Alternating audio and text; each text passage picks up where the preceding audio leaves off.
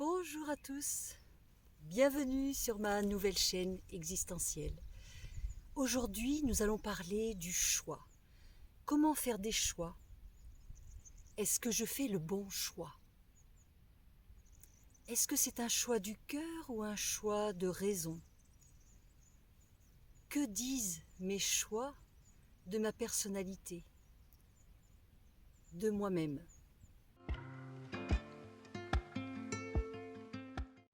Entre les deux, mon cœur balance. Comment faire le bon choix? Comment choisir entre tel métier plutôt que tel autre, telle activité plutôt que celle-là? Pourquoi choisir? En fait, choisir, c'est renoncer. Ça veut dire s'engager dans une direction et puis on n'est pas sûr de faire le bon choix. On n'est jamais sûr. Il faut essayer. Comment savoir si j'ai fait le bon choix si je n'ai pas osé, si je n'ai pas tenté?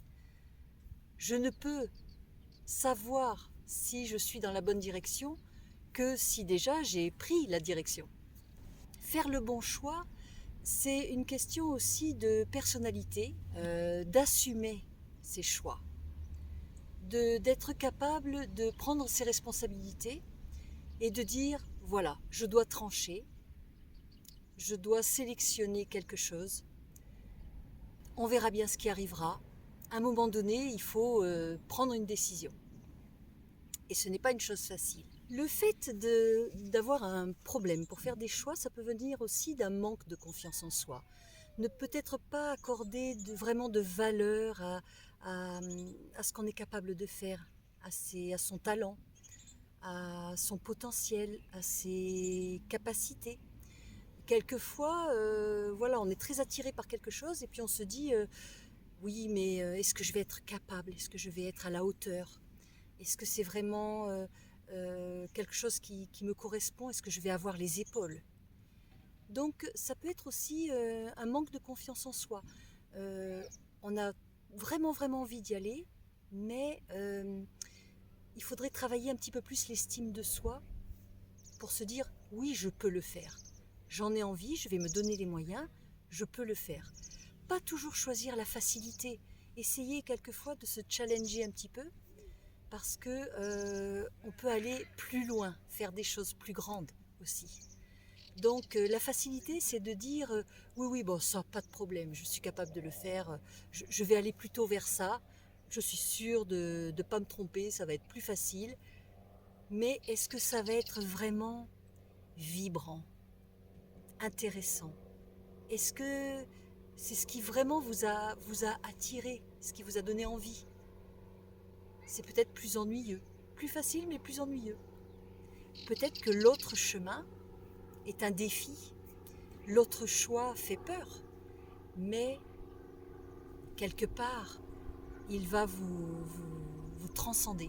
Quand on fait un choix, c'est aussi une question de savoir d'où vient ce choix. Dans un premier temps, on va toujours avoir une première intuition, quelque chose qui nous dit, bon, un élan, je fais ça.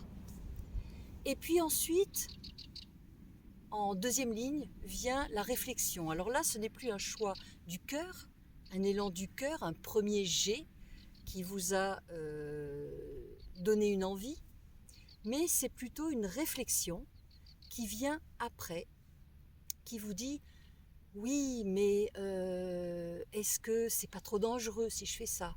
Est-ce que c'est raisonnable? Est-ce que je fais pas une bêtise? Est-ce que je m'emballe pas trop vite? On essaye de trouver aussi des conséquences. On commence à analyser, on commence à rentrer dans le mental. Alors c'est bien, parce que quelque part le mental est là aussi pour vous préserver, pour vous protéger du danger.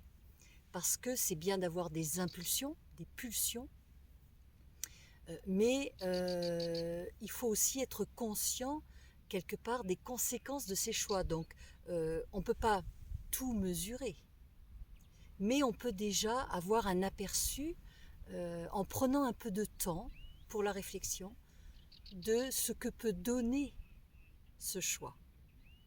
Alors dans un premier temps, si on écoute un petit peu son intuition, on va se connecter à son ressenti.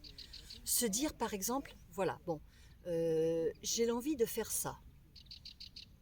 Je choisis entre deux activités, par exemple, deux options, et se dire, quand je pense à cette option-là, qu'est-ce que je ressens? Est-ce que c'est quelque chose qui s'allume en moi, qui me titille, qui m'anime, qui me donne vraiment envie? Et quand je pense à l'autre chose, est-ce que j'ai le même ressenti? Déjà, vous pourrez avoir une comparaison entre les deux. Vous verrez tout de suite ce qui vous attire le plus de ce qui vous laisse un peu plus neutre, on va dire. C'est déjà une première piste. Donc, on peut déjà se dire, est-ce que c'est mon cœur qui parle dans ce choix? Ou est-ce que c'est ma raison, ma réflexion, mon expérience? Alors, dans la réflexion, il peut aussi y avoir des peurs, des croyances limitantes. Il peut y avoir aussi des pensées qui ne vous appartiennent pas. C'est-à-dire que vous pensez que c'est vous qui avez des doutes, mais en fait, c'est votre éducation qui parle. C'est ce que d'autres personnes, ce que vos parents, ce que vos enseignants, ce que vos proches, vos amis peuvent vous avoir dit, vous avoir inculqué. Ça peut être un choix inconscient. On peut se dire oui, oui, oui, j'avais très très envie de faire ça, mais en fait, ça venait pas vraiment de vous.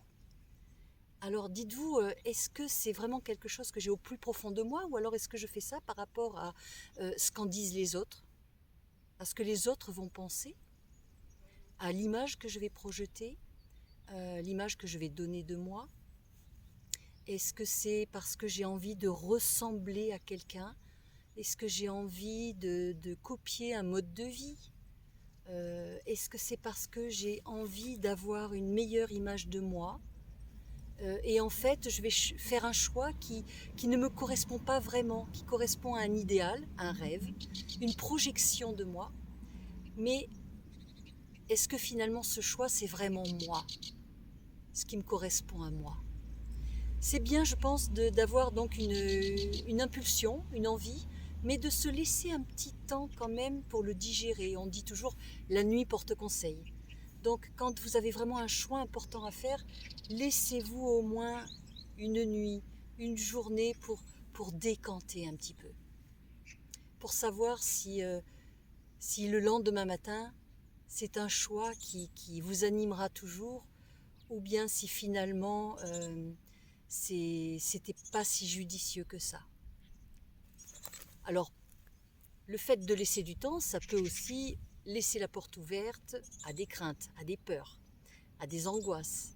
Donc il ne faut pas non plus réfléchir trop longtemps, parce que là on peut aussi envisager des scénarios négatifs. C'est pas forcément bien pour faire les meilleurs choix. Se laisser un petit peu de temps, voilà, juste pour pas être trop dans l'impulsion, pour pas foncer tête baissée et finalement se taper dans le mur, peut-être, ou peut-être pas. Quelquefois, on fait des choix aussi un peu trop rapidement parce que, voilà, il faut prendre une décision. On est un peu dans l'urgence. Et puis, finalement, à ce moment-là, on n'était pas vraiment connecté à soi-même. Et du coup, on s'est un peu hâté à choisir. Et après coup, on se rend compte que, mince, je suis allée un petit peu trop vite là. Dites-vous bien que quand il faut faire un choix, quelquefois, on n'a pas le temps. On n'a pas le temps de réfléchir et on n'a pas le choix non plus. Il faut trancher. Mais on peut toujours s'accorder quelques minutes de réflexion. Quelquefois, on peut faire un choix aussi parce que on veut tout. On est peut-être un peu trop gourmand. Peut-être que finalement, on n'a pas envie de choisir. Un petit peu, vous savez, comme les enfants gâtés qui se disent mais pourquoi choisir ce bonbon plutôt que celui-là si je peux avoir les deux? Ou alors, peut-être que je suis finalement quelqu'un d'insatisfait. Donc, quoi que je choisisse, ça n'ira jamais. Ce sera jamais le bon choix. Même si je prends une direction, que je choisis telle activité, finalement, je reviendrai sur mes pas et je reprendrai aussi l'autre. parce que je suis trop indécis.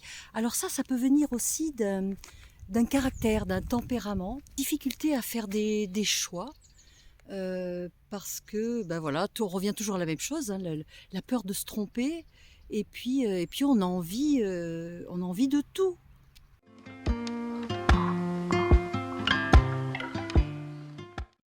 On peut être une personne avec des humeurs changeantes, des humeurs vraiment, on passe du coq à l'âne en permanence, on est un peu hyperactif peut-être. On fait quelque chose et puis dans la minute qui suit, eh bien, on a envie de faire tout et son contraire. Donc ça peut être aussi dans une personnalité un peu hyperactive finalement. Quelqu'un qui a du mal à être stable, à se poser. Ça peut être aussi un manque de maturité tout simplement.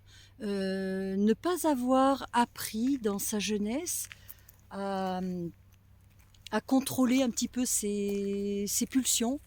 Vous savez, un petit peu comme les enfants gâtés, hein, qui font un peu des caprices, qui se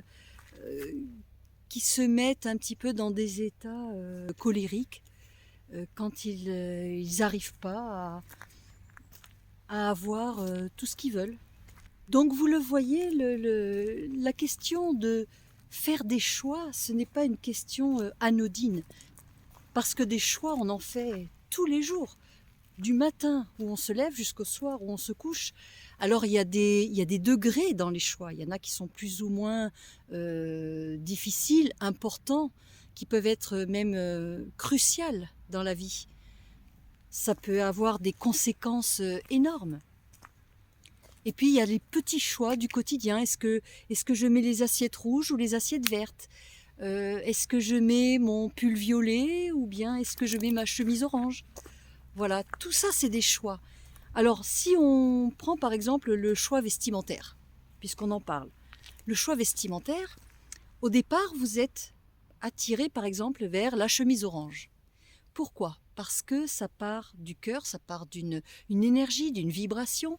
Vous êtes d'humeur aujourd'hui à avoir besoin de vitalité et c'est la couleur orange qui vous a appelé en premier.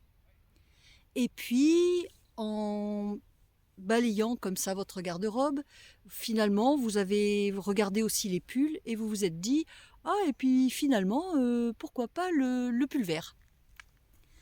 Alors là, vous voyez bien que la réflexion a dépassé la première impulsion et finalement vous allez partir sur quelque chose de complètement différent.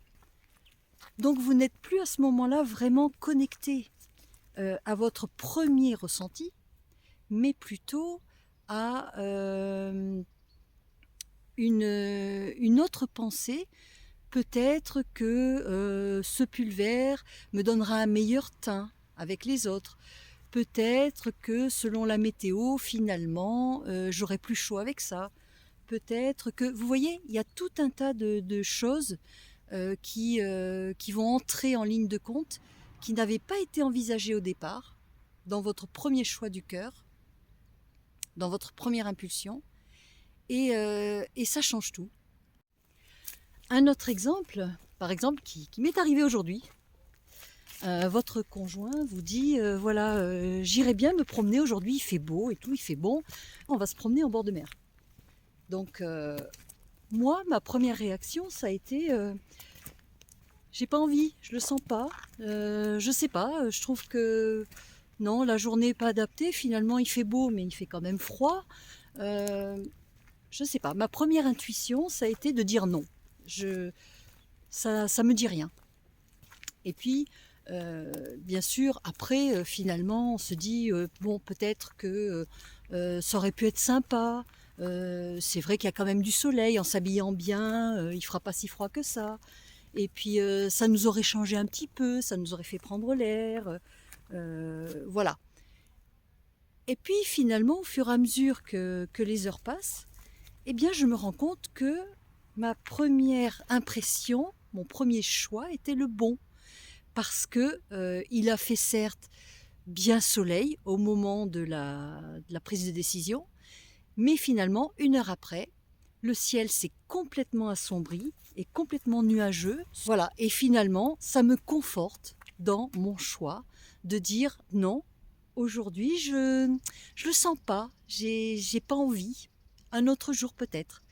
Finalement, c'est mon cœur qui m'a donné raison. C'est mon ressenti, c'est mon feeling. Donc, n'hésitez pas à vous connecter vraiment à ce que vous avez dans le ventre, à votre connexion intérieure. Elle a souvent le bon choix, la bonne décision. Même si c'est pas évident tout de suite, après coup, on s'en rend compte. Donc, dans le doute, écoute ton cœur. Quoi qu'il en soit, on fait des choix tout au long de sa vie. Des petits choix, des grands choix. Ce qui est important, c'est de partir de son ressenti. Généralement, la première impression est la bonne. On dit toujours, hein, le premier élan, le premier jet, la première attirance est la bonne. Et puis dites-vous bien que de toute façon, c'est pas interdit non plus de changer ses choix, de modifier ses choix. Nous sommes des êtres humains, donc l'être humain, voilà, il peut être changeant d'humeur. Il faut se laisser quand même une part de légèreté dans tout ça et se dire que oui, on a le droit de se tromper. Et oui, quelquefois, il faut oser se lancer des défis. Il faut oser prendre des risques, mais des risques mesurés, sans jamais vraiment se mettre en danger. Des risques réfléchis.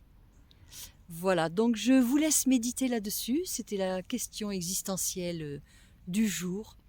Comment faire des choix?